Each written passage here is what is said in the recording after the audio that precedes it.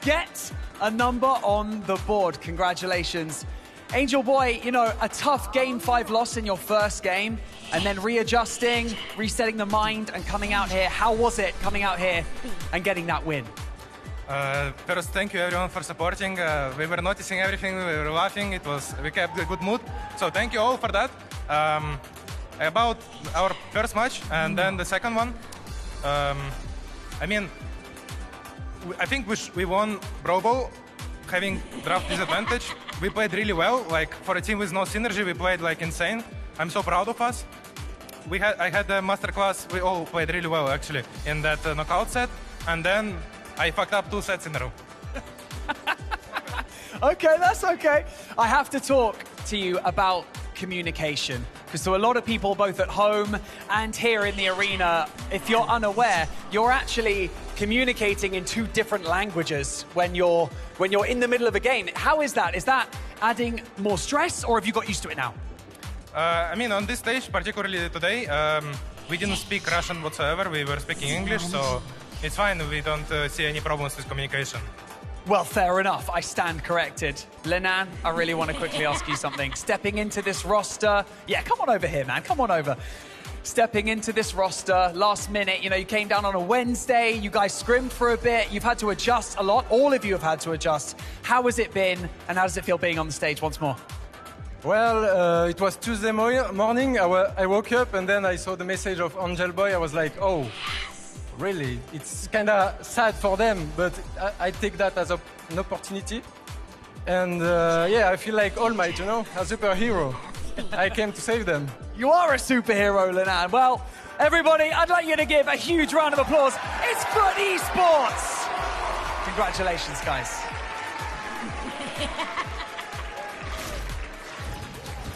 He's All Might. A little bit of a hint towards the last collab in Brawl Stars with My Hero Academia.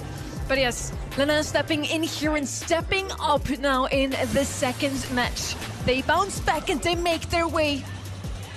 At least 1 win now for them on the board as well. Toxic Lotus, I don't know, last year they had the surprise factor. Is this the only reason they won? I don't think so. They've always been, in my opinion, a team on the rise, you know, and we saw in Brawl Cup some amazing upsets, you know, beating Tribe, beating Loud, but then the LCQ was not that same story. 2 double match points against rival esports meant that they would not make the World Finals. And it just feels like, to me, the region as a whole has kind of come crumbling down a little bit, and it goes back to what I was saying maybe yesterday, that maybe just being behind in the build is starting to catch up. Maybe these new brawlers and the way that they are just so aggressive, they're getting their hands on these things a bit too late. They're being just a little bit too behind when it comes to the main stage. They did pick up Naja though in that last set and played her well, I feel. In the end, it was not enough to beat FUT Esports. Now up next against Tribe Gaming once more. The redemption arc of this NA team has already started. Will they also get a personal revenge against Toxic Lotus ready? I certainly hope so, for the sake of Luffy. You know, because personal bias, I live with the guy and I see how hard he works every single day. All he does is play Brawl Stars, eat, sleep, I assume briefly, to play more Brawl Stars. And he's a top North American player. I just want to see the guy succeed. I'm unashamed of my bias here, and as you know, a representative of North America, I want to see the region succeed instead of being humiliated once again. We're gonna find out soon what's they too still have in store for us. Group D is our last group of the whole tournament. After that, we're gonna head straight into our playoffs tomorrow. The last match of the day. I kind of hope it's gonna be another close one, but if they can't beat FUT got beaten by Tribe, this basically means it should be another 3-0, no? This is the thing, isn't it, really? When you look at the matchups in that regard, then the Toxic Lotus, this is now really going to be a massively tough affair. I've got to praise Tribe for how they've come in to this competition. Again, it's kind of interesting to me to think back to how Tribe have been over the years. This is the weakest on paper that we've ever seen them over the past kind of like 2 or 3 years. So to come in like this and to look as strong as they have, but I think it's really, really commendable. On the other side for Toxic Lotus, over the monthly finals that they've had in the Chinese mainland region, they started by at least making the grand finals, but then the month after that, it was making just the semi-finals, and then after that, just the quarterfinals. So it has been getting progressively worse, unfortunately, for them. And now it's time for NA versus mainland China. Tribe Gaming versus Toxic Lotus. Last year, it did go the way of Chinese mainland. I am so excited to see if Tribe Gaming has improved. Now with the addition of Diego Gamers, who's not in the roster anymore. On the side of Toxic Lotus, no changes to roster whatsoever. But there are a couple of changes to the region itself. Toxic Lotus completely dominated 25. Now this year, it's looking a bit different, and A0, their main competitor in their own region, is already out of the competition. It's true. You're looking at the team that lost to Ace Zero after Ace Zero folded on day one. And Ace Zero, admittedly, look, they lived up to our expectations of them. They had pretty solid drafts. Toxic Lotus, same deal. Mechanics look good. Drafts, not that great. So hopefully they have better prepared drafts for this upcoming match. They would have to deal the same fate to Tribe Gaming once again, like they did in Brawl Cup last year. It's how they made a splash. It's how they put mainland China on the map. And like many other regions, they have 2 contenders to make it through to day 3 and potentially win a world final slot for the region. For mainland China, this would go a long way. Yeah, it would go arguably the longest of ways, I would say, as well, for sure. I mean, it's just on this stage, with all the regions now coming together, EMEA is just such a titan and just so domineering over everything. I mean, it's very tough to break through. I think for North America especially, they've been really showing up as well. And I think for teams like Tribe, they've gone through the motions in the monthly finals, getting like full reverse swept by Only Realm. What doesn't kill you makes you stronger. I think coming into this competition, they've had at least a couple of upsets like that in the first month, going out in the semi-finals as well. So Team Electros, that was not on the plan. That was not on their bingo card. So one of their worst performances for years. These are the things that shape teams that make them stronger. They're like diamonds in that regard. Brawl Cup is really our version of the battle of the regions. NA has already sent 1 team through. Mainland China, sadly, not. So they are really trying to get one in there, get 1 team to play Championship Sunday. Ready? Is Tribe gonna go 2-0? Wait. Oh. Yeah, I think so. I was like, it's a best of 5, so I would hope like 3-0. I see what you mean.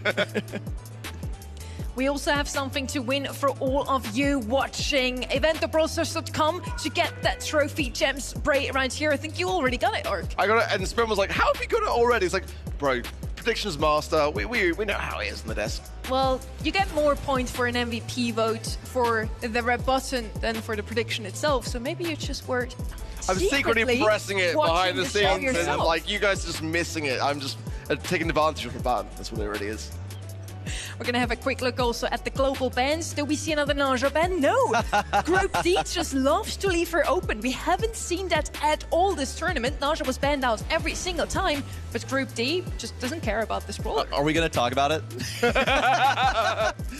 Address me. It is the elephant in the room. It is quite funny. Go for it. Yeah, Miko, the thing that upset Tribe last year that was completely launched in the forefront of the meta by, I would say, pretty much Toxic Lotus alone. The heist Miko has been so viable. So this one's out of the mix. They also played it today in Knockout, and Tribe's like, dude, no thank you. We have learned our lesson, and it is something which, yeah, it's like sticking out for me. I feel like that is Tribe, learning from their past mistakes. I'm really excited to see how they approach this one. I think Miko is the reason why we keep saying Toxic Lotus last year had the element of surprise on their side, because they brought in some new ideas, and Miko is exactly that. Now, without the Miko, maybe we're going to see something completely different. We're going to kick things off on Hot Potato. So what could be that secret, really good pick on Heist?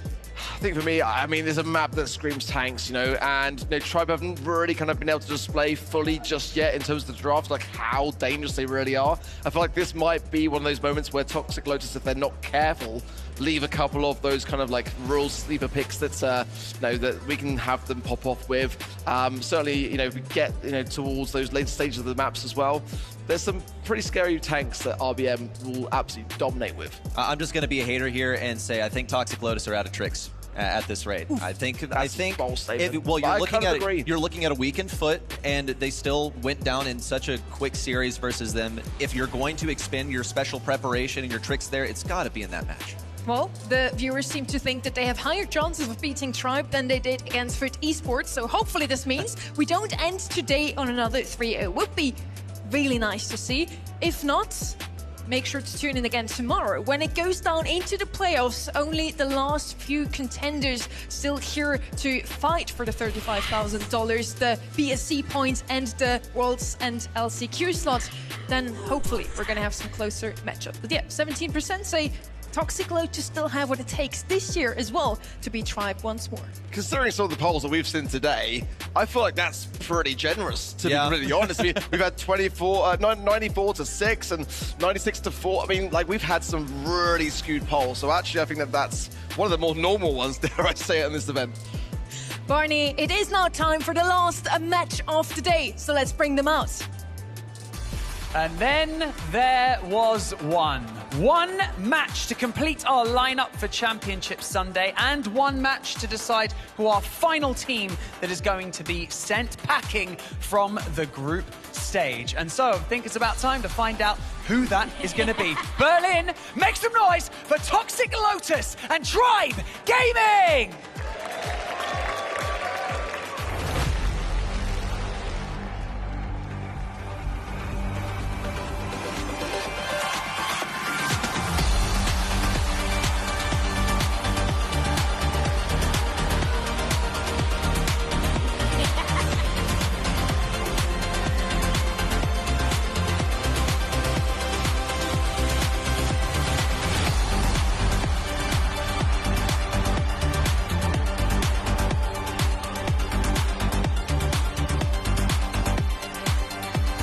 Everything they've worked for over the past few weeks comes down to one series. That's what makes moments like this so unbelievably powerful, because pressure, it doesn't just present skill, it presents character. On the one side, we have Tribe Gaming looking to have a clean run through the group stage, and on the other, fighting for survival, tooth and claw, we have Toxic Lotus. And so to both teams, I would like to say, trust your preparation, trust your teammates, and give it absolutely everything. Game on!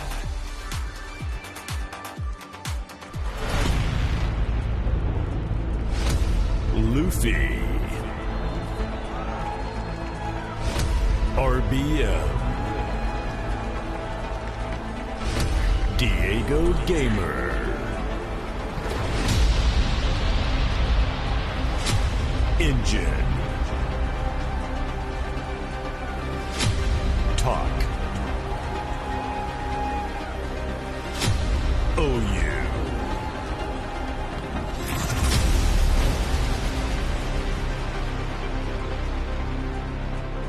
We are on Hot Potato for our first map of the last match of Day 2, Brawl Cup 2026. The bans are in already. Naja made it through the global bans, but is going to be banned out in the regular bans alongside Lumi and Colette, some of the best brawlers on this map. Now, what I immediately spot here, Colt, for me, at this moment, the best brawler on any heist map, because he has so much damage to dish out. He can open up the walls.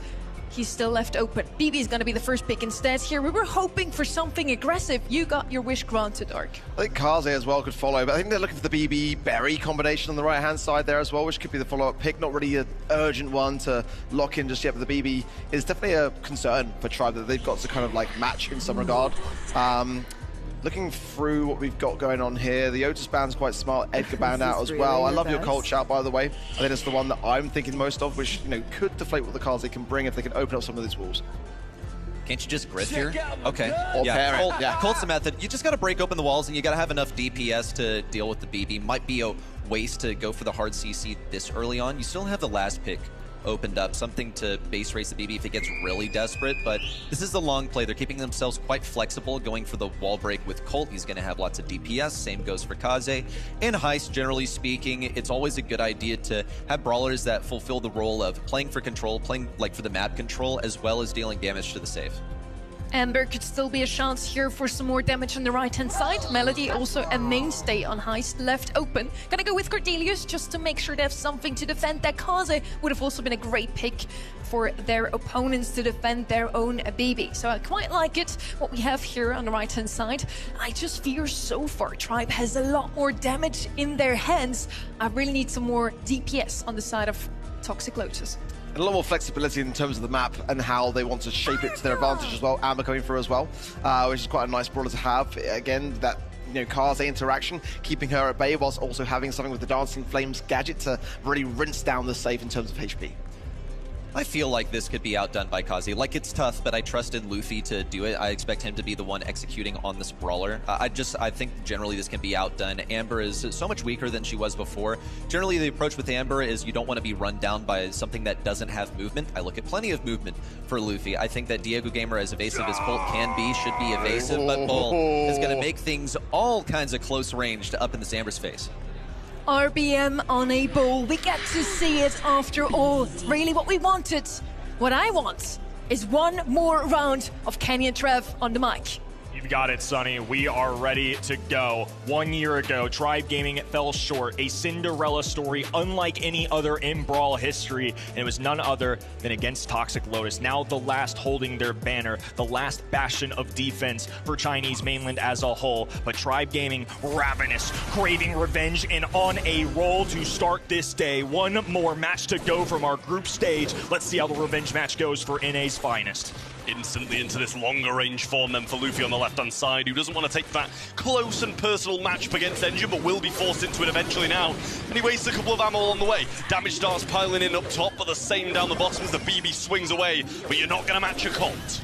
Luffy just completely ignoring this as well, taking off down the right-hand side. It's a full defensive effort now as the Fan Storm goes down. Daggers, flying, Talk, dodging, has a super available, will drag them to the Shadow Realm. Look for this interaction the entire time. Cordelia is actually going to buy some time and just dip to the other